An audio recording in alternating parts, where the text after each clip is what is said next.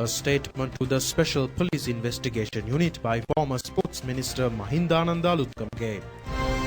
Chief jailers of 19 prisons transferred.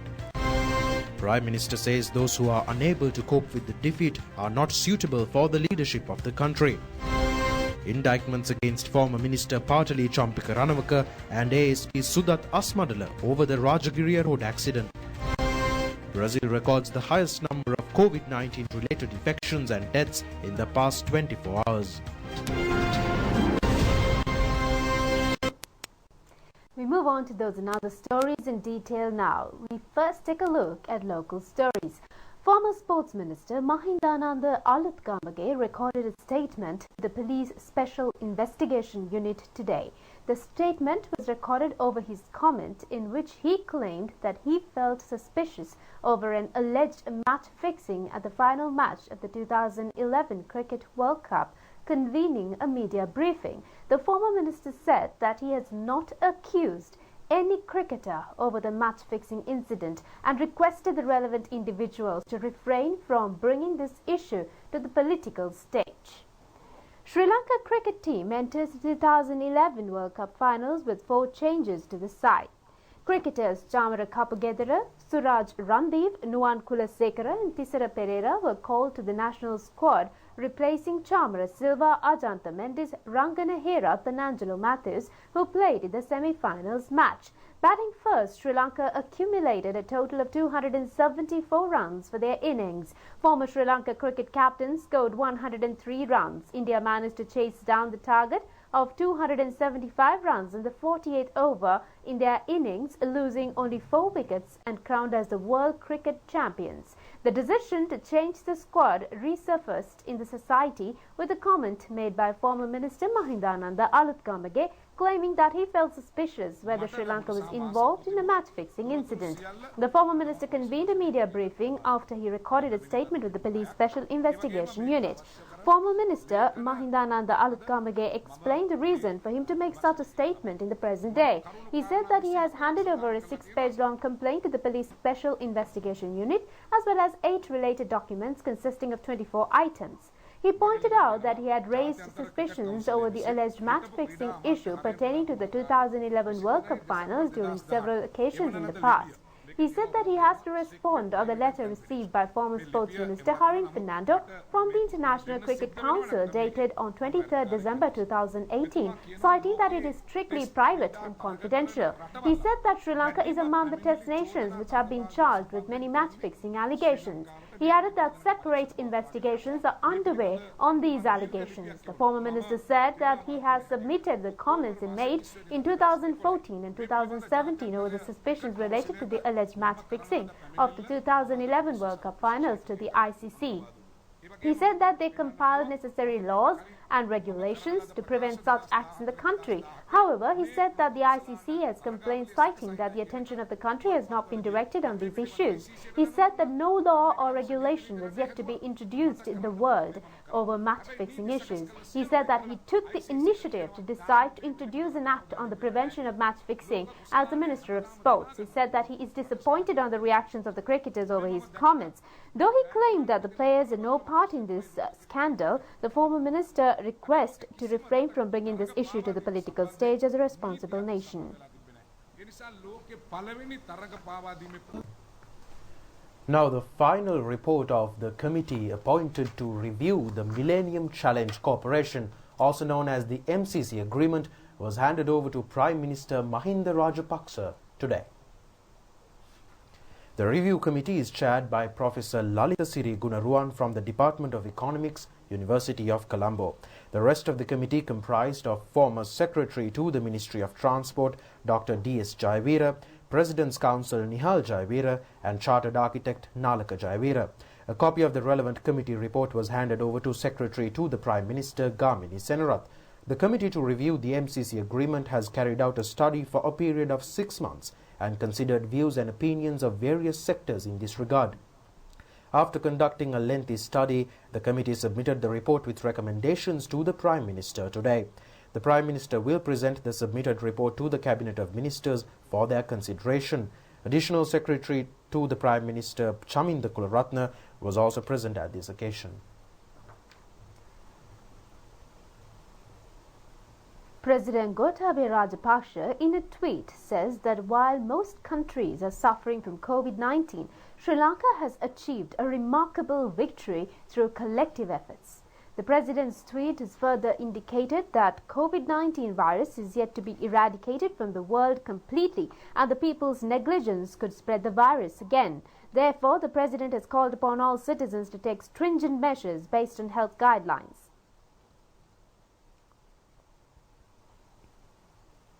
A 250 million rupees worth biomedical laboratory with the possibility of conducting 500 PCR tests was declared open today. The state-of-the-art laboratory has been established at the Colombo East Base Hospital. The Asian Development Bank has provided necessary financial support for the project. The laboratory is equipped with an automated sample preparation system to expedite the PCR tests and latest infection control technological equipments. This has the ability to analyze 96 samples in 2 hours and issue reports within 4 hours. The laboratory was declared open under the patronage of Minister Pavitra Vanyarachi. Minister Pavitra Vanyarachi said that as a nation, they were able to conduct 100,000 PCR tests in the country thus far. She said that the health authorities require 20 additional items to conduct 1 PCR test. Accordingly, she said that they have conducted the necessary testing under the guidance of the president and successful in preventing a community infection in the country thus far. සමාජය තුලින් සම්පූර්ණයෙන්ම වගේ අයින් කරන්නට රටක් විදිහට අපට පුළුවන්කම ලැබුණා. Meanwhile, the Dhamma schools set to be reopened in the country under the strict adherence of health guidelines. Accordingly, classes for grades 11, 12, 13 and Dharmacharya final examinations will restart from July 12th. The Dhamma school classes from grades 3 to grade 10 will recommence from July 26th, and the Dhamma school classes from grade 1 to grade 2 will resume on first Sunday that falls after schools resume academic activities. In the meantime, a total of 98,634 PCR tests have been carried out in the country. A total of 1,232 PCR tests were conducted yesterday. A group of 154 Sri Lankans returned to the country from England today. They were directed for PCR tests upon their arrival. Also, a group of 169 persons was brought to the country from Maldives today, and they were directed to PCR tests upon their arrival. Now, more than 9.38 million cases of COVID-19 have been confirmed worldwide, with the USA remaining as the hardest hit country from the COVID-19 pandemic, with more than 2.4 million coronavirus cases at present. Latin America and the Caribbean have surpassed 100,000 deaths from the virus. Brazil is one of the hardest hit countries in the region and accounts for more than half of the total, with 1.15 million infections. Meanwhile, a foreign media report has suggested that the EU is considering recommending that member states block Americans from visiting their countries due to the COVID-19 surge. Around 5 million people worldwide have recovered from COVID-19, but more than 480,000 people have died from the disease. In the USA, the state of California recorded a striking 5,019 new cases earlier this week, while in Florida, a total of 3,289 new confirmations was reported in a day. Arizona recorded 3,591 new cases in a day. In Texas, health authorities have said new cases and hospitalizations are rising at their fastest rate yet.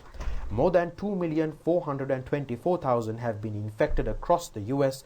with the virus since the beginning of the pandemic, and at least 123,476 have died from the disease. The country accounts for a quarter of both the world's total infections and total global deaths. Russia has reported 7,176 new cases of the novel coronavirus, pushing its nationwide case total to 606,881, the world's third highest tally. A total of 154 people had died in the past 24 hours, bringing the official death toll to 8,513. India has recorded the highest spike of 15,968 new coronavirus cases in the last 24 hours, taking the toll to over 456,000, with Mumbai and New Delhi as the worst hit cities in the country. India has also reported a record 24-hour increase of the 465 deaths, due to COVID-19 driving fatalities to 14,476. EU ambassadors are in talks to introduce plans to reopen external borders on July 1st, and travellers from the US could be among those not allowed in. A number of European countries are keen to open up to tourists, but others are wary of the continued spread of coronavirus. The 27-member bloc must first agree that measures that non-EU countries should meet before deciding on a safe list. The USA so far are excluded, and as the country is yet to control the spread of the coronavirus, according to draft lists of travellers seen by the New York Times. Brazil, Russia and other countries with high infection rates would also be left off a safe list, according to foreign media reports.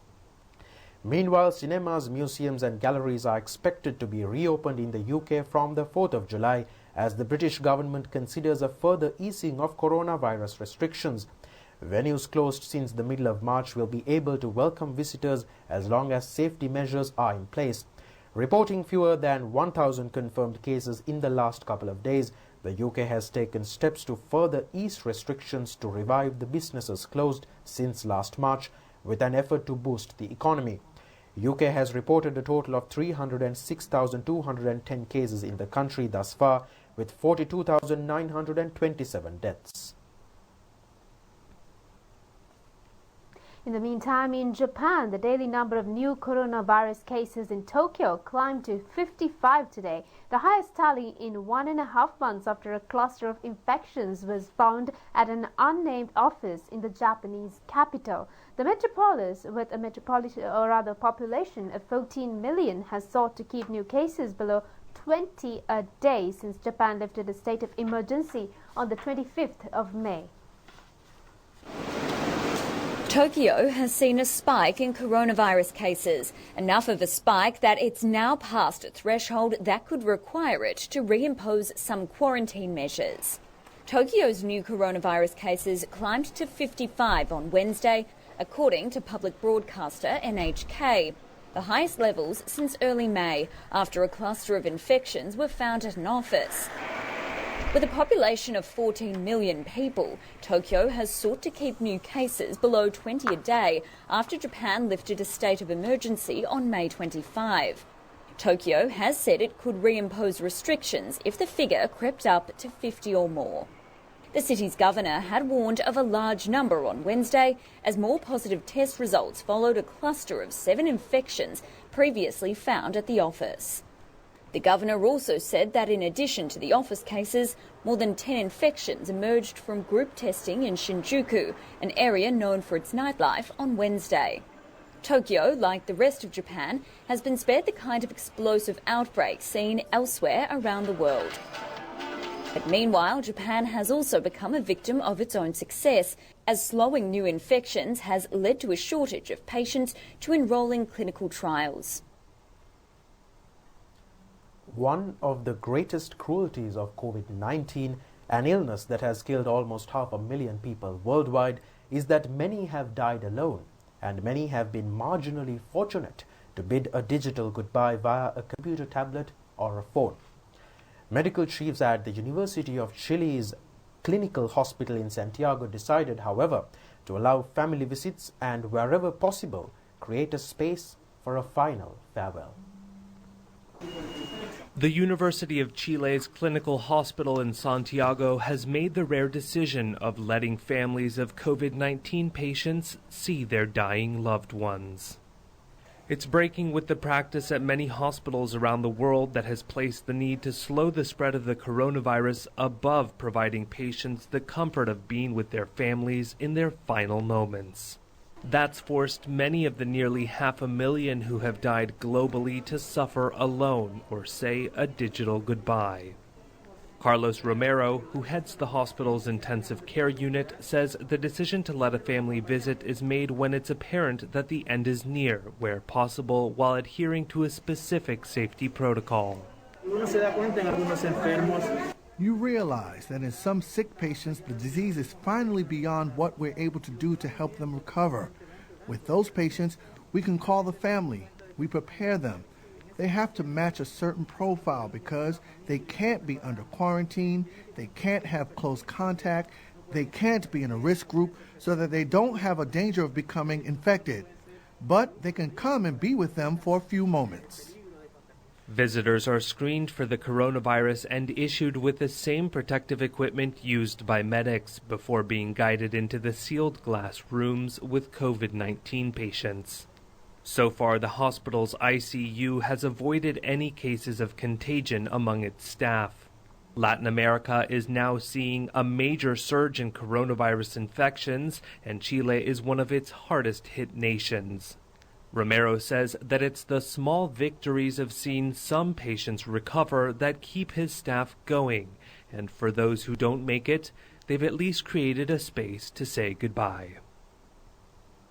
In the meantime, in Indonesia, when the coronavirus pandemic forced teacher Henrico Suroto's school on Indonesia's Java island to shut, he knew he could not rely on hosting online lessons for pupils living in remote areas lacking internet access or even a phone signal. Instead, to ensure they could keep studying, the 57-year-old elementary school teacher decided to go to them in his motorbike.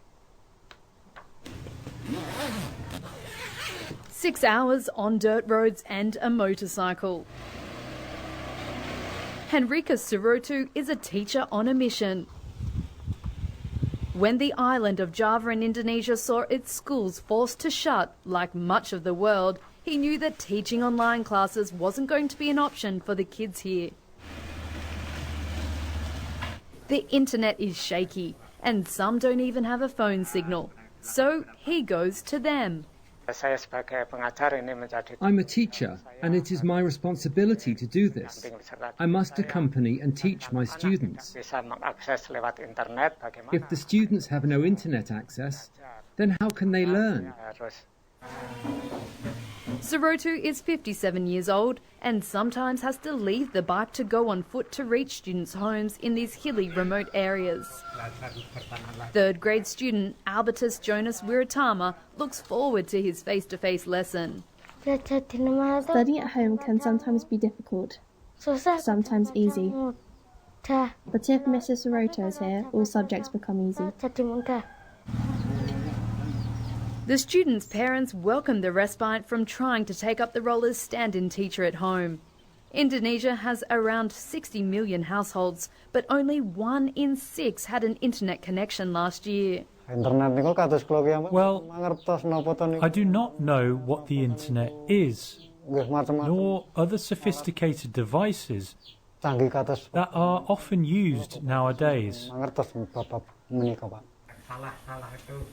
Mr. Surotu doesn't flinch at the many, many miles he's covering. His only complaint? The rain. And here at home, with corporate and individual donations and direct deposits, Itukama COVID-19 Healthcare and Social Security Fund balance is now increased up to 1,407 rupees.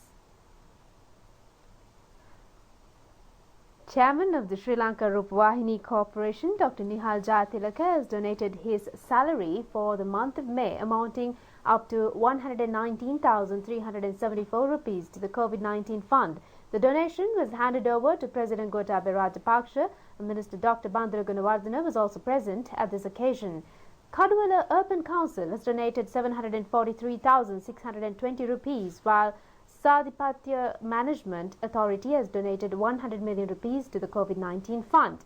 The other donations made to the COVID-19 fund included 25,000 rupees by W.M. Podiyama in Galgamur, 5,000 rupees by Thilinini Sansala in Padenia, 10,000 rupees by W.M.J. Thamlas in Bingiria, and 225,000 rupees by Indrani Biratunga.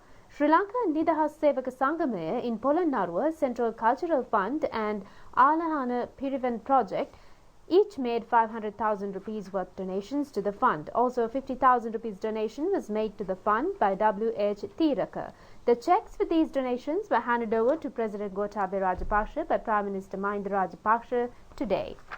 Direct donations made to the fund included 2.5 million rupees by HNB Finance Limited Company, 557,000 rupees by Retired Welfare Collective of the Central Bank, 10,000 rupees by RM Vijay Singha in Kagol, and 10,000 rupees by DRM Dhammawati Gunasekara in Mihintale.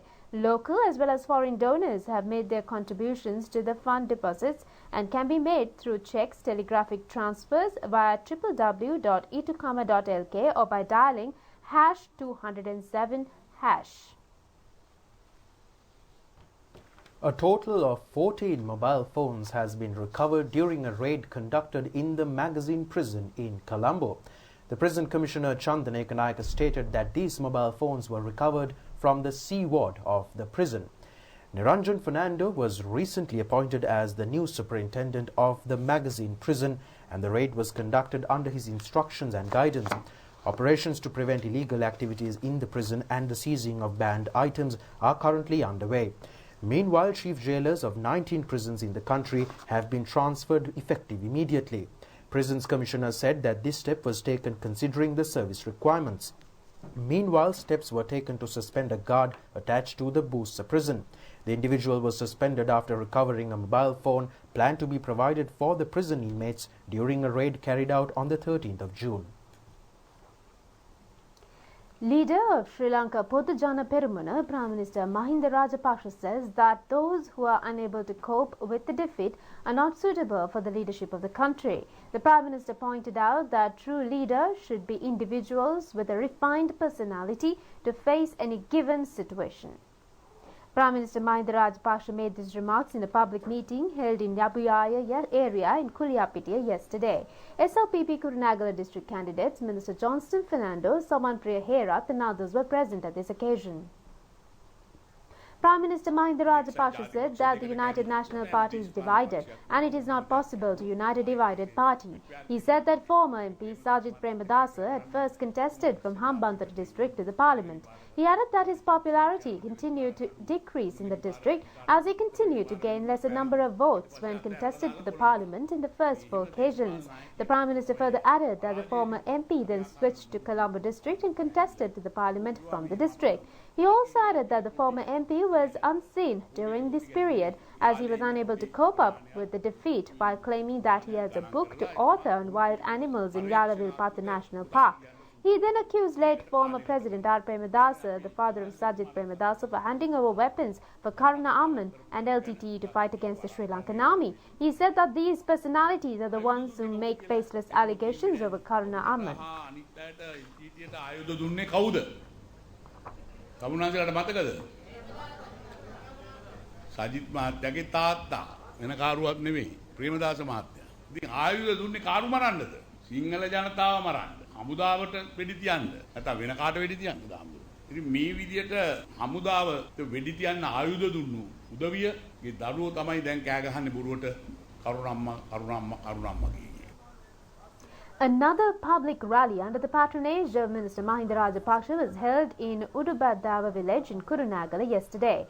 Candidates representing the district at the election were also present at this rally. The Prime Minister requested the public to elect parliamentarians who are capable in carrying out various tasks in the next parliament and voice on behalf of the country. Meanwhile, another public rally was held in Murukkandia area in Bingiria under the patronage of the Prime Minister last evening. SLPP Kurunegala district candidate Somasiri Gunathilaka was also present at this occasion. Meanwhile, former parliamentarian Professor Ashu Marasinghe says that only United National Party and Sri Lanka Podujana Peramuna are contesting each other to claim the parliamentary power in the upcoming general election. He said that the other parties are only aiming to fulfill their personal objectives. These comments were made during a media briefing held at the Sirikota party headquarters today. Former parliamentarian Professor Ashu Marasinghe said that only 2 main political parties are contesting for the parliamentary election. He added that United National Party has presented a program to obtain the parliamentary power. He further added that Sri Lanka Podujana Peramuna is also contesting for the general election to acquire the parliamentary authority. He said that their sole purpose in gaining the parliamentary authority is for the benefit of the future of the country, and the main challenge posed before them is how to recover and improve the economy of country in the aftermath of the COVID-19 pandemic. More news coming your way after this short break. Here at home. President Gotabaya Rajapakse has given 1 year's time to Sri Lanka Salt Limited, which runs at a loss since 2018, to earn a profit. President made these comments during a discussion convened to evaluate the current status of the Lanka Salt Limited at the Presidential Secretariat. The profit earned by the Lanka Salt Limited in 2016 stood at 700 million rupees. In 2017, it declined to 320 million rupees. The organization made a loss of 2.8 million rupees and 10.91 million rupees in 2018 and 2019, respectively. President emphasized that chairman and the board of the directors should take the responsibility of investigating causes for loss that occurred during these 3 years and to transform the entity into a profit-earning one. The Salt Limited, which was earmarked to be privatized in 1998, was vested under the purview of Employees Trust Fund with the intervention of the then Minister of Labour, Mahinda Rajapakse. The organization, with 90% ownership of the company's capital by the ETF and 10% by the employees, transformed itself into a profit-making venture. President Rajapakse stressed that it is absolutely necessary for every company under the Employees Trust Fund to earn profits. He instructed the officials to devise separate strategies for the next 6 months and the following year that would render profits. The President emphasized on the necessity to complete termination of salt importation. Lanka Salt Limited should once again export their products as they did prior to the year 2015, President also emphasized. President went on to note that excuses for losses are irrelevant and he is more interested in strategies that would lead to profit. Secretary to the President, P.B. Sundara, chairperson of the Lanka Salt Limited, Nishantha Sandhabarana, and members of the director board were present for the discussion. The Attorney General informed the Colombo Magistrate Court today that separate indictments will be filed against former Minister Patali Champika Ranawaka and former Walikada OIC ASP Sudat Asmadala with the Colombo High Court. The indictments will be filed over the court case related to a road accident that occurred in the Rajagiri area in 2016. When the case was taken up for hearing today, the officers of the Colombo Crimes Division informed that investigations into the incident have been concluded. The officers of the CCD further informed that the investigation reports have been directed to the Department of the Attorney General for advice. The case will be taken up for consideration on the 2nd of September. Colombo Additional Magistrate Kanchana Niranjani Silva ordered Deputy Solicitor General Dilip Piris to submit the progress of investigations on the same day. Meanwhile, the Court of Appeal announced that the judgment on writ petition filed against several respondents, including former Minister Rishad Batiuddin, will be delivered on the 31st of July.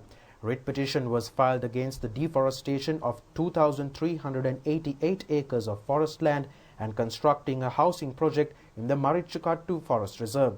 Former Minister Rishad Batiuddin has been named as respondents in the case. The Ministry of Education has requested the Commission of Election to grant permission to recruit graduate trainees as substitute teachers after training. A decision has been reached to utilize the graduate trainees as substitute teachers for the teachers who would apply for daily and long-term leave after the reopening of schools. Minister Dallas Aluthgamage made these comments during a media briefing held at the ministry premises today. Minister Dallas Aluthgamage said that a request has been made to the President and the Prime Minister to recruit 15,000 trainees. He said that the Ministry of Education is currently in the process of making preparations to provide a relevant training program for the trainees. He said that the Ministry has also requested the Commission of Election to grant permission in this regard. He said that if the Election Commission grants permission for this decision, then the Ministry will be able to recruit the graduate trainees as substitute teachers after completing the training in a short time for a period of 2 years. He said he believes that these newly trained teachers will be able to fill the vacancies of the teachers who have applied for daily and long-term sabbaticals and leaves. Now, meanwhile, Secretary to the Ministry of Urban Development, Water Supply and Housing Facilities, Priyabandhu Vikrama, says that the attention has been directed in furthering the proposed Colombo-Malabe Light Rail Transit project to Aturugiriya. Speaking at a media briefing held in Colombo today, the Ministry's Secretary said that necessary steps will be taken to complete the project on the stipulated deadlines as planned before. Secretary to the Ministry of Urban Development, Water Supply and Housing Facilities, Priyabandhu Wickrama, said that a depot will be constructed under this project, which will be constructed upon a massive concrete structure in a 55 hectares of land. He said that a large amount of funds has been allocated for the railroad, which will be laid from Colombo to Kaduwela, and the project will be completed up to Malabe. He added that they are expecting to include another railroad from Athurugiriya under a low cost. He further added that this would allow them to establish a yard along with the railroad. He said that this project expected to be developed as an investment project with the aim to bring in local investors. News from overseas coming your way after this short break.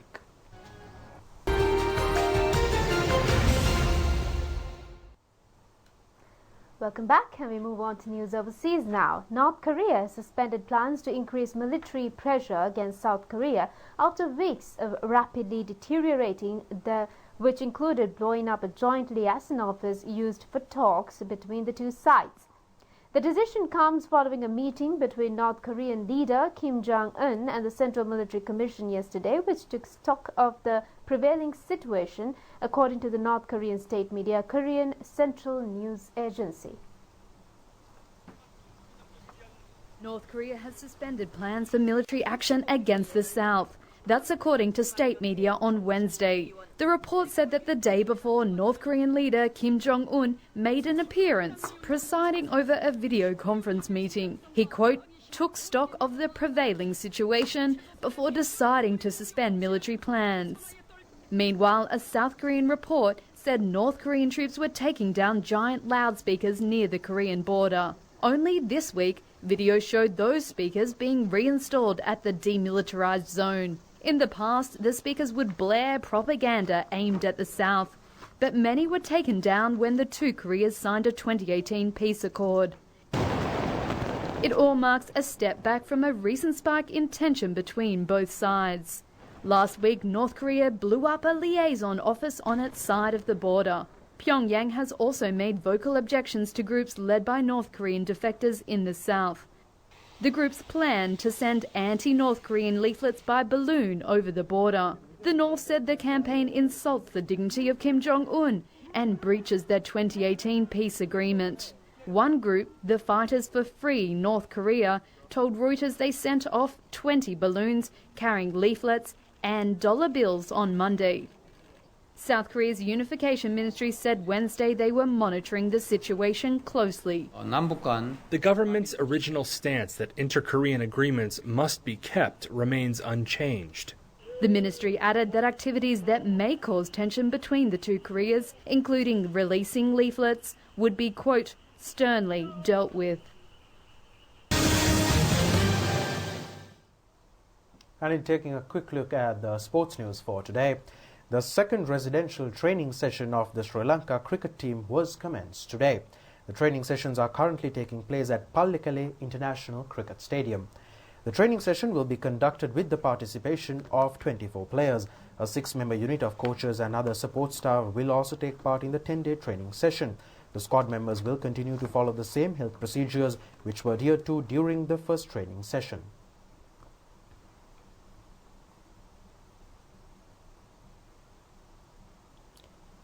Meanwhile, the training of the national football squad, temporarily suspended due to the COVID-19 outbreak, was resumed today. 18 players took part in the first training session, which was commenced yesterday at the Badagana Football Stadium in Kotte. The players are also set to take part in a 21-day residential training program as well. Prima Kotumi. Stay safe, eat hot. And that's all the stories we have for you tonight. We'll see you tomorrow at the very same time. Good night.